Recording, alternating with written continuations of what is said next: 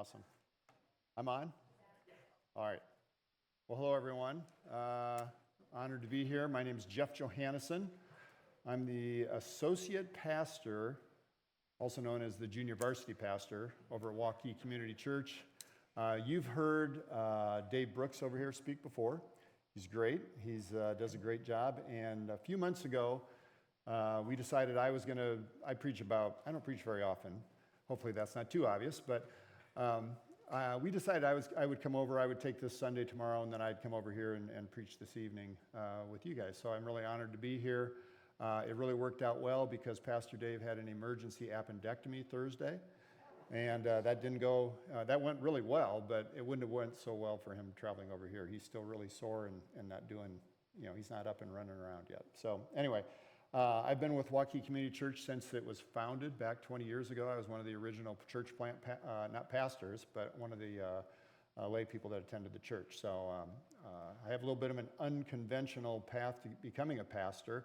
I spent all of my training in business. But just recently I retired from that, and I'm taking this on part-time as a associate pastor over at Waukee Community Church. So I love being here. This is fun. Like I said, we started our church 20 years ago. I think you started 10 years ago. And it feels to me like, the size and just everything that's going on, it feels like we did when at year 10. That's what I remember. And the other thing I like about being here is I grew up in a town. I'm not from central Iowa. I'm not a Des Moines guy background. I grew up on a farm up in northwest Iowa at a town called Alta, which is about this size of town. But I wasn't a town kid. I was a farm kid. So anyway, so that's a little bit about me. So we're going to start, since I'm a little bit of an unconventionally trained person, we're going to start this message a little bit unconventionally as well. So don't advance the slides until I prompt you at least on the first few picture ones, okay? All right, so we're going to do a quiz, all right? And this is a great way to start, I'm sure. We'll see. But I'm going to be speaking on Ecclesiastes today, and a lot of Ecclesiastes, as I'm sure you know, is about Solomon lamenting how meaningless life is, all right? Now, it goes much deeper than that. There's a lot we're going to unpack in the chapters that we're going to cover tonight, or this afternoon, but I want to give you a little quiz to start with, and maybe you'll see how this connects, if not right away, maybe later on as we wrap things up. So, I'm going to give you some hints, and then you're going to name the musical group, all right, that this relates to. Okay, you got it? Jay will bail us out because he knows the answers. But I'm going to do this. Okay, so here's the lyrics in the song. All we are is dust in the wind. Who? What did you say? Kansas. You got it. All we are is dust in the wind. It's a song it's from 1977, so I don't know if that says anything about how old you are, but it's from 1977. And it's, it's about, about fleeting life, that things vanish, that we're vapor, that we're dust. Nothing really matters, because in the end, it doesn't matter. It was written by Kerry Livgren from Kansas, and it came out in 1977. So that was the first one. Very good. Did you put that one up there? Excellent. You're onto it now. I don't have to prompt you. All right. Next one from 1987, 10 years later. I want you to name the group. This should be easy. It starts with the following lyrics. I have climbed the highest mountains. I have run through the fields only to be with you. But I still haven't found what I'm looking for. You two? Who got it? Right there? I was going to bring candy and just throw it, but I wasn't sure how that would go over. So you got it. You two. Joshua Tree. Bono, lead singer there. A lot of people know that. But the song talks about the dissatisfaction with the world. Okay? The next one. Going to the 2000s, early 2000s, but still the 2000s. Here's what I would call the chorus. I tried so hard, I got so far, and in the end, it doesn't even matter. Linkin Park. 2 for 2. Back here? Linkin Park. Yes. From the album Hybrid Theory.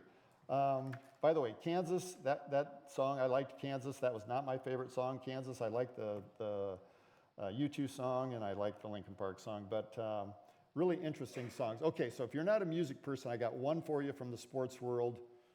should be, if you know anything about golf, you probably get this one. So yell out who you think this is that made this quote just a couple months ago.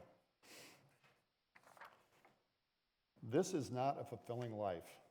It's fulfilling from the sense of accomplishment, but it's not fulfilling from a sense of the deepest places of your heart. That's something I wrestle with on a daily basis. Does anybody know who this is? I'll keep reading. It's like showing up at the Masters every year. It's like, why do I want to win this golf tournament so badly? Why do I want to win the Open Championship so badly?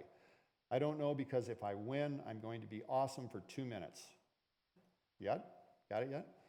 To get to live out your dreams is very special, but at the end of the day, I'm not out here to inspire the next generation of golfers. I'm out here to inspire someone to, I'm not out here to inspire someone to be the best player in the world, because what's the point? Anybody know who it is? Currently the best golfer in the world, Scottie Scheffler. Now, I got a few more things to say about these as we get to the end of the message today, but just kind of keep this stuff in mind as we are reading. I don't know how much things have changed in the last 3,000 years since Solomon wrote Ecclesiastes, but there's a lot of hopelessness and despair out there. So anyway, we are going to get in. I'm going to cover, you can go to the next slide. I'm going to cover Ecclesiastes starting in chapter 10, and we're going to go into 12. And it's not all of it. We'll cover parts of it. The verses will be up there. So, but Ecclesiastes is a really about Solomon dismantling the myth that life in this world can fully satisfy you. Or maybe another way to think of it that is, what meaning does this life have if this life is all there is?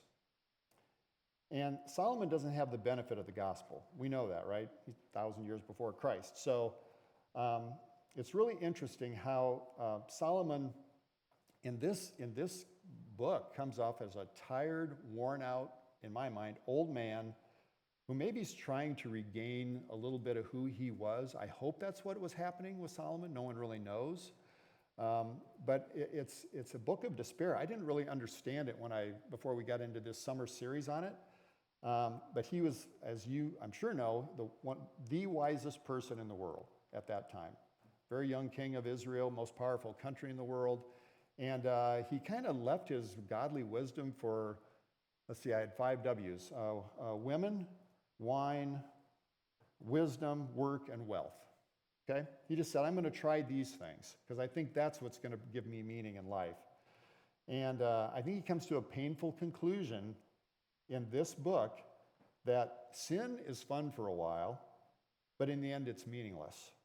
And I think it's the same painful conclusion. Maybe people aren't living it now that don't know Christ, but if they're living without Christ and they're trying to find meaning that way, then they're coming to that conclusion at some point in their lives. All right, so let's open Bibles if you haven't already done it, because now we're going to try to get to the conventional part of what I want to talk about here. To Ecclesiastes 10, verse 12. And I'm not going to go through every verse. We got too many verses to cover for me to do that. So I'm going to kind of pick and choose a few things and then comment around them and see where this goes. So the first thing I want to talk about, and I'm going to cover this in 3 sections, is I want to talk about foolishness is dangerous. And as we begin here, I want to ask the question that we will answer, or I think we will answer, in a few minutes, and that is, what is the greatest danger that we face? Individually, as a human race, whatever that. Think about that a little bit. What do you think the greatest danger is that we face? Starting in 10, really throughout Ecclesiastes, if you look, you can kind of see Solomon referencing his faith in an eternity, or at least he's referencing the concept of eternity in a lot of places. I'm going to try to point a few of these out.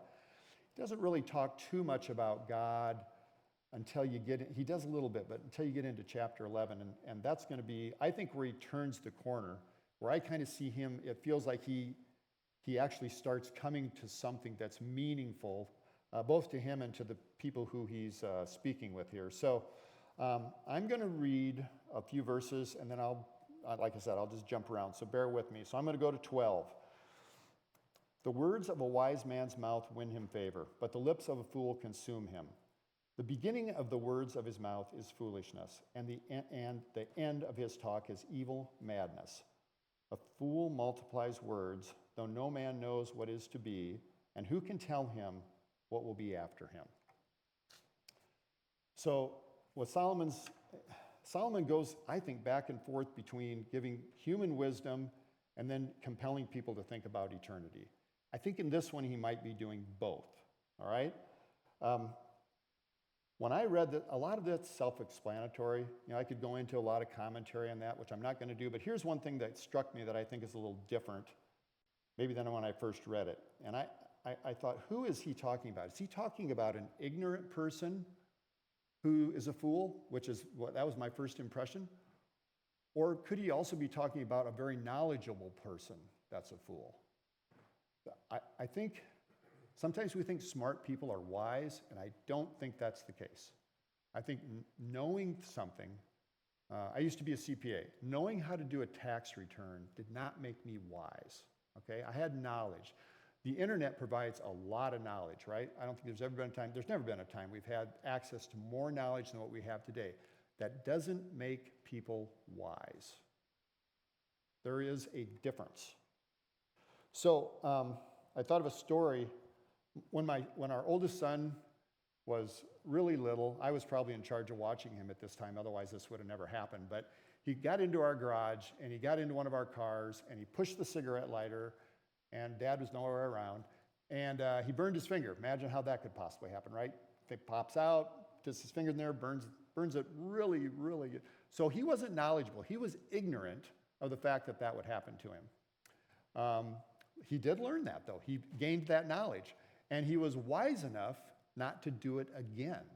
So he gained the knowledge and the wisdom at the same time, and his dad probably learned something too. But that's what wisdom is. It's taking knowledge and applying discernment to that so that you make good decisions. And so does Solomon come out and say it exactly? I don't think he does. But I don't think he's necessarily talking about someone that's ignorant. So I think I got that out of my head, because you can be a pretty smart person and talk too much and talk about things you don't know about, okay? The other thing I want to share in here is later on in the verses I read, that a wise man, so this is someone who is wise, understands that there is a limit to what we know, and especially about the future, okay? Solomon is challenging people to think about the future, but to realize you really don't know what is going to happen. And this is where I think Solomon gets into he's talking about just earthly knowledge, but he's also talking about eternity. We don't know that, all right? I want to read a little bit out of 16. Woe to you, O land, when your king is a child and your princes feast in the morning. What is Solomon talking about here? He's saying some leaders, and even kings, can be fools. And if it is that way, your land is probably going to be cursed. Now, likewise, in the next verse, he talks about if you have a wise king, you're going to have blessings. That's awesome. But he's very clear that it doesn't matter about your level. You can be a fool if you're a king. In verse 19, I think this is interesting. Bread is made for laughter, and wine gladdens life, and money answers everything. Okay, what is that about? How does that fit in here? Well, I think this is Solomon mocking a foolish king. I think he is actually being, cynically mocking a foolish king. This is a little bit of a YOLO, live your life, you only live once, and have a good time today. If we run out of money, we'll just tax the people of our kingdom a little more. No big deal. Foolish. And Solomon was the third king of Israel. You think about that. There had only been two others before him. One was Saul. And I have to believe Solomon is thinking a little bit about both Saul and his dad, his father David, right? Saul was the first king of Israel. He was selected by God, but he blew it. He had no devotion to God. He just lived without any devotion to God, and God ripped the kingdom from him and gave it to David.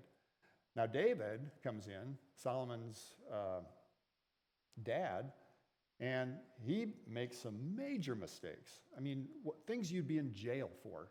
I mean, he commits adultery, which wouldn't put you in jail, but he commits adultery. He commits murder. Effectively, he commits murder on Uriah. And then he marries Bathsheba, right? And he takes this census that God didn't want him to take. And for every one of these things, he really gets Israel and himself in a bind. But he repents, and he's talked about as a man of God's own heart. And there's a difference between Saul and David, because Saul had no devotion to God, but David was fully devoted to God. There's a huge difference there. We look at David and say, what a screw up. He murdered someone. He's in jail for the rest of his life. That isn't how God thinks through things. He doesn't think it's right. Just doesn't think through it that way. All right, so where would Solomon fall on that? Devoted? Not devoted? I think wavering, maybe I'd say he wavered. He started good, maybe he didn't finish strong, maybe he had a lull and finished. I don't know where he finished, but I don't think he was where David was. But I'd say he was better off than Saul anyway. All right. I want to read verse 11:1. How are we doing here? Okay, I'm going to watch this time thing because I don't want to keep you guys, till 8 or anything. Okay. Chapter 11, verse 1. Cast your bread upon the waters, for you will find it after many days. Give a portion to 7 or even to 8. For you know not what disaster may happen on earth. All right, this is in reference to a shipping venture. That's what they're talking about, casting bread on the water, what he's talking about. And shipping ventures could be very, very profitable, but they would take a long time. They don't sail out and next day sail back and you get your goods and you make money. And there's a lot of danger and uncertainties around shipping ventures. So saying, again, he's really pushing towards have a long-term perspective, invest, take risks, but keep in mind that this payback comes later. Again, it's a worldly message, but it's an eternal message as well. And this is where Solomon embeds some of these things in what he's saying here. Be generous, where it talks about give a portion to 7 or even to 8. Solomon's talking about being generous. And 7 or 8, what does that mean? Why did he pick those? Well, it's a lot more than 1 or 2. And I think what he's saying is be very generous. Be a very generous person. And in some ways that prepares you for uncertainty. It's a little bit about building, friends and times if times get tough, because he does say misfortune is inevitable and unforeseeable, and you just have to anticipate it. If you look at all these verses, and even the ones I didn't read, which if you want to go back, feel free to do that, but he's saying you've got to do something. Don't just sit around and not do anything. Laziness is foolishness. It's an example of short-term thinking. You only live once thinking. It's not what Solomon is recommending. Okay, let's go to verse 6. In the morning sow your seed, and at the evening withhold not your hand, for you do not know which will prosper, this or that, or whether both alike will be good. We don't know what God knows. We don't know God's plan. And you're not going to. Right? To me, that is what these verses are saying. And likewise, back to the action orientation that Solomon's talking about, you cannot wait until you have a perfect understanding of things. You just can't. When I was at the same firm for over 40 years, and a little over halfway through that, I got into some leadership roles, and I started doing things that I was not used to. I was used to, as you heard, I was a tax guy. So I thought I had to have everything figured out perfectly. I didn't want to make any mistakes, so I was slow in making decisions. That was a problem for me. I needed to learn how to, with discernment and knowledge and a little bit of risk and a lack of certainty, I needed to learn how to make a decision and move forward, taking all those things into account. Not to be reckless, and that is what Solomon's saying is, You can't risk-proof your life. There's going to be misfortune. You got to have a long-term perspective, and you have to act. And I had to learn that personally in my business life. So what do we know from these verses and about God? Well, I think there's at least two things. I think we know that our lack of understanding God's plan does not mean that God's plan is flawed. That's one thing we know. We don't have to understand everything to obey.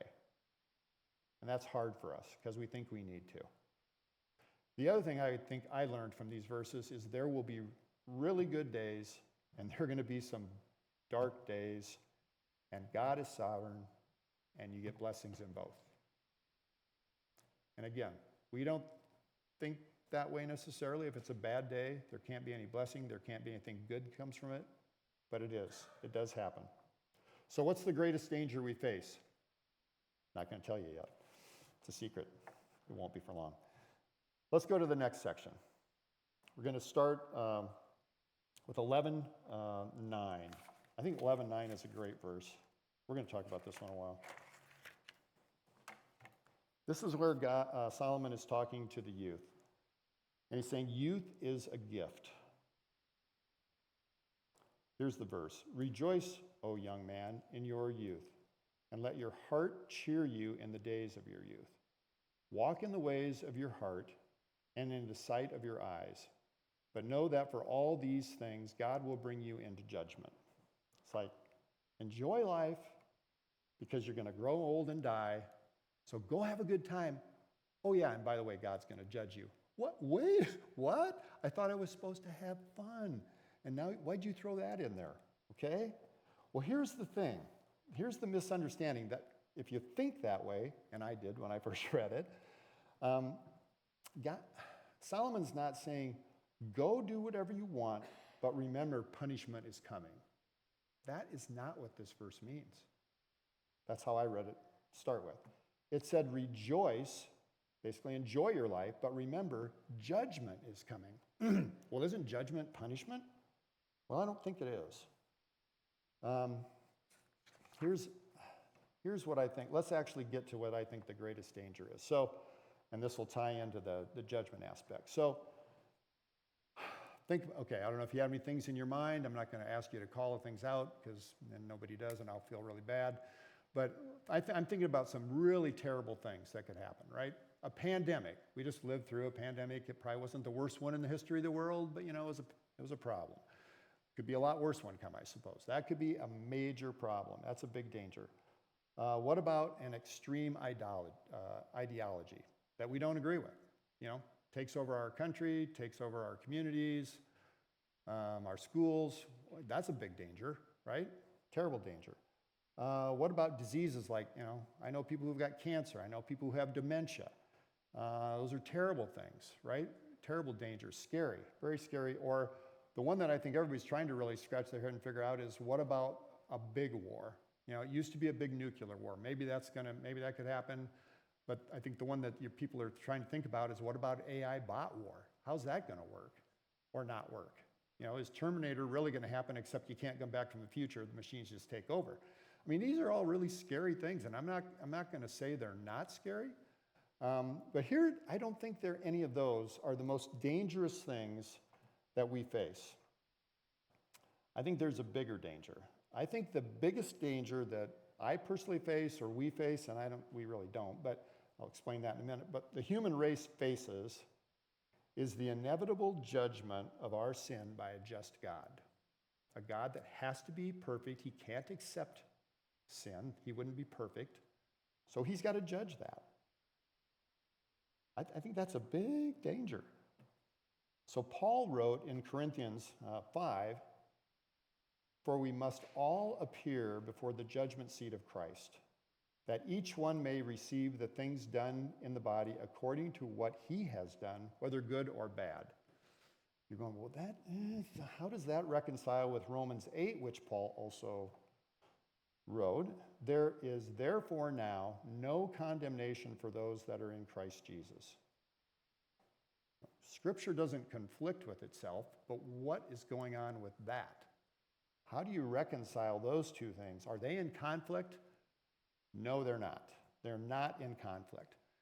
So I said I've been in business for 42 years, and every one of those years, and probably some multiple times a year, I got evaluated, right? I got told whether I was doing a good job or not quite as good a job as I should, or whatever it was. And I will say, I never worried about getting fired. Probably should have, but I did. I didn't think I was going to get fired. I didn't think I was going to get condemned, let's put it that way, when I had my meeting with my boss. But I was always a little bit excited to go to an evaluation conference to hear what it was about. I was always a little bit nervous to go because I didn't really know what they were going to tell me for sure.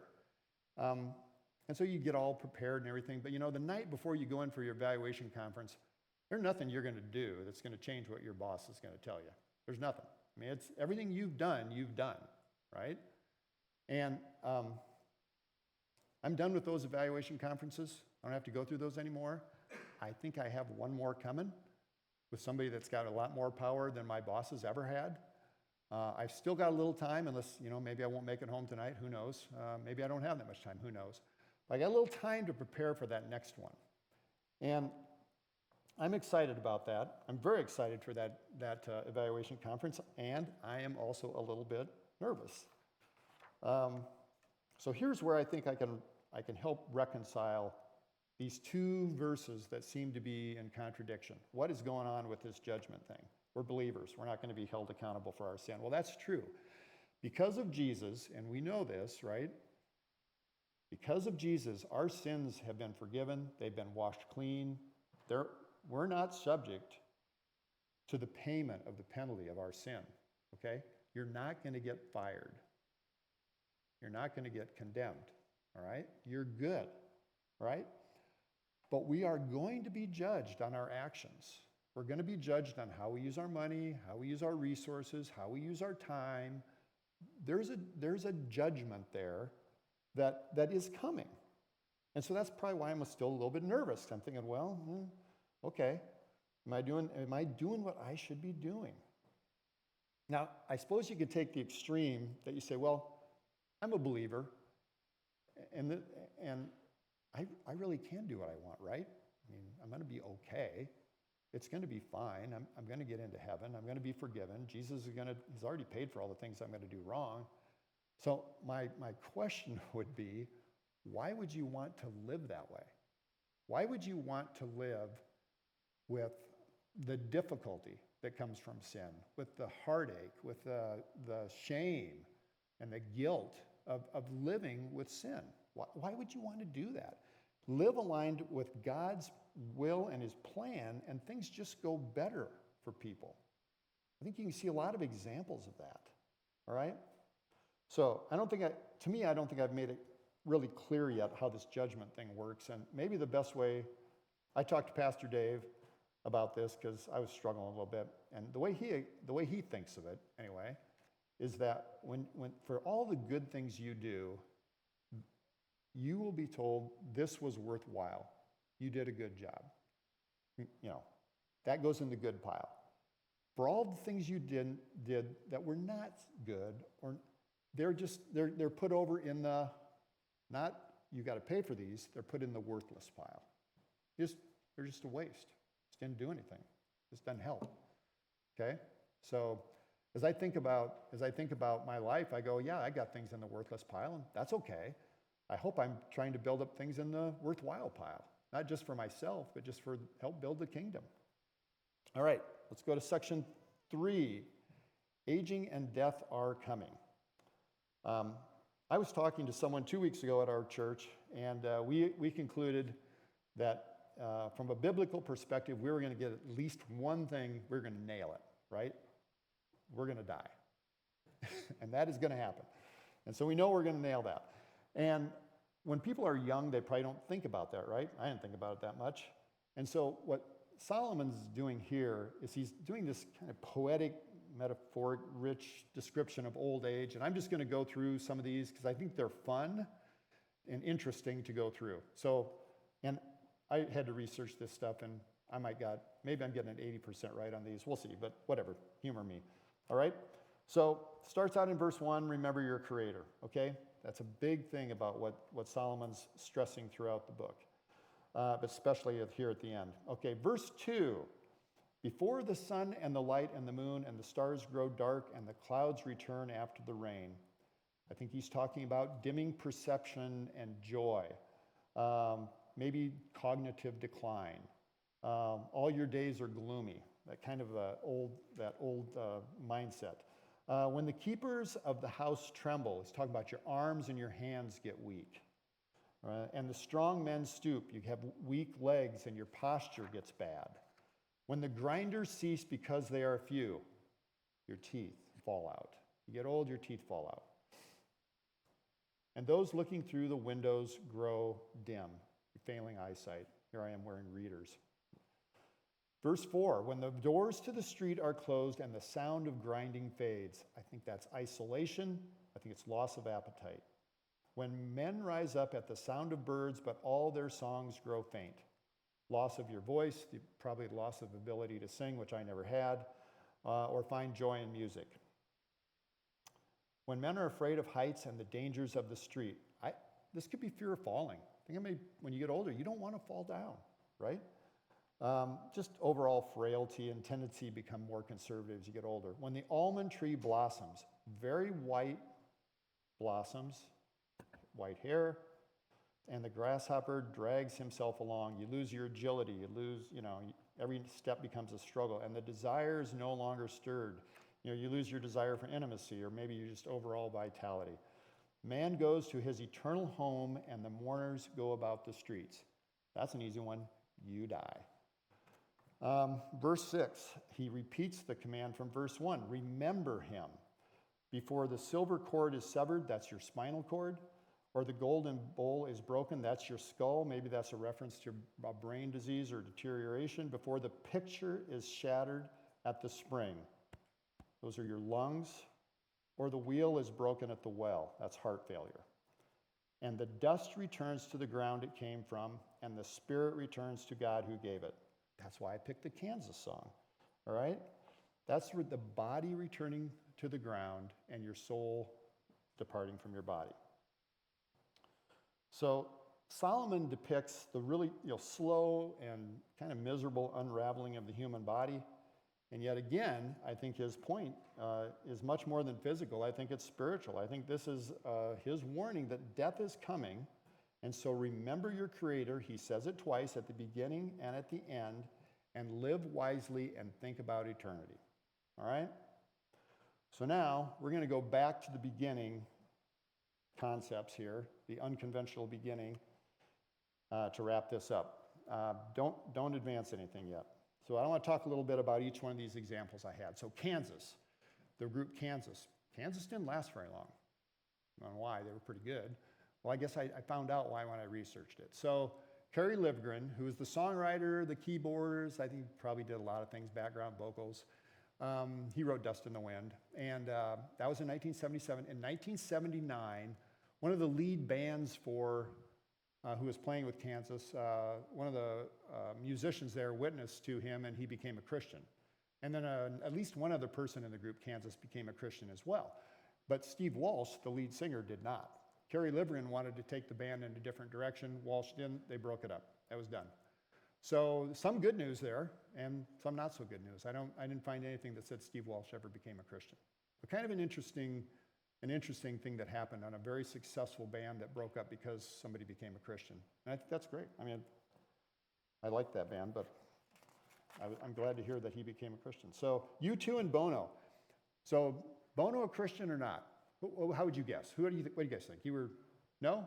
He absolutely says he is. He professes it. He professes it publicly.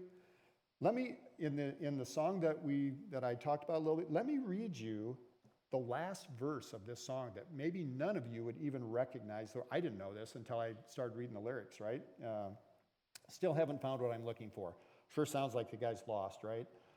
Here's the last verse. You broke the bonds, you loosened the chains, you carried the cross of my shame, oh my shame. You know I believe it. This is absolutely a gospel message. Absolutely. And there's other songs of U2's that actually have biblical references, very much so, which I kind of thought Bono was a Christian. I didn't really know, but so what is going on with this? I still haven't found what I'm looking for. You're a believer. What's going on there? I think this song is saying, I don't think he lost his phone, okay? I think the lyrics are about someone who believes, but there's still a spiritual restlessness and a longing because Jesus hasn't returned. I think that's what the song's about. So not all the promises have been answered yet, right? We're in the kingdom, already not yet phase. There's still more to come, right? So that one was a little surprise to me, and I thought it was pretty interesting. I'm going to skip to Scotty Scheffler. So what does Scotty Scheffler believe? Based on the quote, that this doesn't fulfill his deepest need. Do you think he's a Christian? Scotty Scheffler is a big-time professing Christian. At least, I can't say they are or not. I'm just telling you what they say they are, okay? He has come out and said, as you could hear from that, what I read, golf is important to him. He loves to win, but golf is not the biggest thing in his life. He has publicly said his faith and his family both come before golf. And he's the best golfer in the world right now. And he'll be compared to Tiger someday, I think. And we all know who that is. So I remember being at work and thinking and hearing people say, family's the most important thing in my life. One time I got the opportunity to talk about that, and I said, well, my family's not the most important thing in my life. And my wife would say the same thing, by the way. And I just let people ruminate on that. I didn't really try to go because it really wasn't the right setting for that. And I said it wasn't work either. So, okay, let's go to this gentleman right here. And you got it up there on the screen. This is Lincoln Park's Chester Bennington. Chester, there's a reason I'm showing Chester, because Chester's story isn't all that good. And I don't want to just talk about an album cover, because this is a real person, okay? A lot of the comments I'm going to have here, I'm going to read a little bit too, because I think it's impactful, come from a gentleman by the name of Alex Kochman, who's does a lot of videos in Christian circles and stuff. And when Chester Bennington died, and he is dead, he did an article on him, and I think it's really interesting, and I think it really ties well into Ecclesiastes. So here's something. I'm just going to read what Chester said from an interview that he did on a radio one time, and listen to how he talks about himself. This skull between my ears, that is a bad neighborhood, and I should not be in there alone. I can't be in there by myself. It's insane. It's crazy in here. And so when I'm in that, my whole life gets thrown off. If I'm out of myself, I'm great. If I'm inside all the time, I'm horrible. I'm a mess. So, all accounts, Chester Bennington was not a believer. So, let's go back to the greatest danger that we all face. And think about Chester. He's not here anymore. Chester might have had mental issues. This sounds like somebody who had mental issues. He might have been the target of spiritual warfare. I don't know these things. I didn't know Chester. I don't know his story. But the one thing I do know, and this is the one thing, and I'd like you to go to the next slide, and Dave probably does this when he comes over. He always does it at our church. One thing he'd like you to remember is that Jesus eliminates our greatest danger, right? I don't know if somebody ever talked to Chester about Jesus. It doesn't look like if they did, it stuck. But again, I don't know. The prevailing cultural narrative would tell you that self is a big deal, right? Self is what it's all about. Maslow's hierarchy, that if the 1% of the people can get to this self-actualization level, then you will have true peace, and you'll be in your greatest state of good and happiness. And I think, from Chester's comments, I don't think that's true. I think that is hollow, and I think that is a lie. I'm going to read some things here. I think it's really, and a lot of it comes from Alex. I did some of this, but I think it's important and that we hear it. As Christians, we know that self is an empty savior. Why are we most happy when we are in healthy relationships with family and friends and coworkers, and when we are worshiping God, serving, and when we are generous and we act with kindness? Why is that? It's because we were created not as autonomous selves to be inside our heads, but for relationships, and most importantly, a relationship with God through Jesus Christ. So in Romans, Paul also had some struggles, remember? Think about what you've read about Paul. Here's what Paul said in Romans 7. There are two internal struggles. One, the losing fight blindly waged according to the flesh. The other, the true victory over the flesh driven by joy, through the Spirit, rooted in the knowledge of Christ. So when the self fails to satisfy and the struggle within the soul turns cyclical, like it did with Chester, it seems that ultimately, in his mind, the solution was for death to occur. And so he died. And this was also true in Paul's struggle. He longed for deliverance from his own body of death, but far from driving him to take his own life, the death which solved Paul's situation was the death of another. The gospel, right? Christ's death becomes our death. Our old self is crucified with him, such that through faith in him, we have spiritually died and risen again. This is not an exalted metaphor for life-changing transformation or big-time improvement. This is real, and this is the death and resurrection of our souls. So let's wrap this up.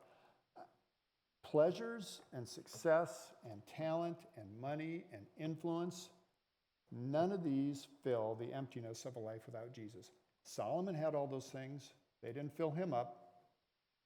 There's no way this whole room couldn't have what Solomon had. This week, I think we need to pray for those that need Christ. I think we need to pray that we get an opportunity to share our faith and point them to the one that's far greater than yourself. Let's pray. Heavenly Father, thank you for your word. Thank you for not abandoning us to go through life under the sun with only ourselves for guidance. Help us to remember our Creator and to live with eternity in mind. Give us courage through your Spirit to share the truth of Jesus Christ with others and convict us to follow through on our desire to bring people together to live, love, and give like Jesus. It's in his name we pray. Amen.